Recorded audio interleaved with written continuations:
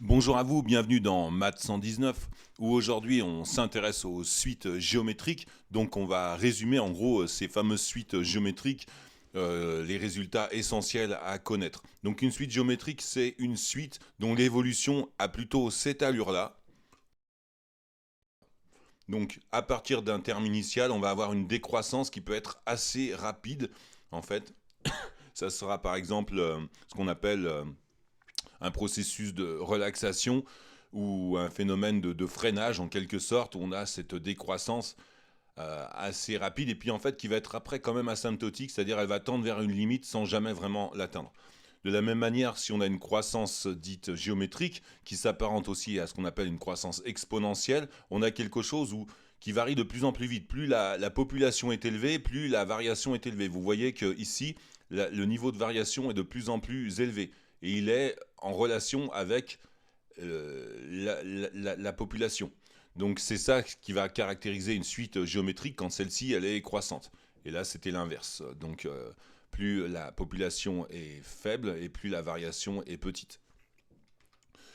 En résumé, une suite géométrique, ce qu'il faut retenir, c'est que la relation de récurrence, c'est un plus 1 est égal à q fois un, où q, c'est un réel qui ne dépend pas explicitement de n. C'est une constante, quel que soit le rang n. Le terme général s'écrit de la manière suivante, un égale à q à la puissance n fois u0. U0, c'est le premier terme.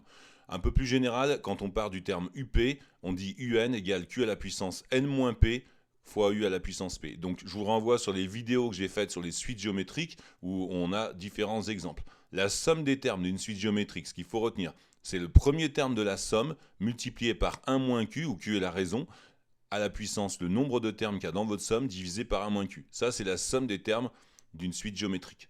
Si q est supérieur à 1 et que u0 est supérieur à 0, alors la suite un tend vers plus l'infini. Si q est supérieur à 1, par contre que u0 est inférieur à 0, un tend vers moins l'infini. Si maintenant q égale 1, la suite elle est constante. Si q est compris entre moins 1 et 1 strictement, la suite va tendre vers 0, elle va converger vers 0, quelle que soit la valeur de q ou du u0 initial. Si c'est compris entre moins 1 et 1, ça tendra vers 0. Et enfin, dernier cas, si q est inférieur ou égal à moins 1, on va dire que la suite un diverge parce qu'elle va tendre vers des valeurs de plus en plus élevées en valeur absolue, mais tantôt négatives, tantôt positives. Voilà ce qu'il faut retenir pour les résultats d'une suite géométrique. Si vous avez aimé cette vidéo, mettez un petit pouce bleu. Je vous invite à vous abonner à la chaîne Math 119 et je vous dis à tout de suite pour d'autres contenus.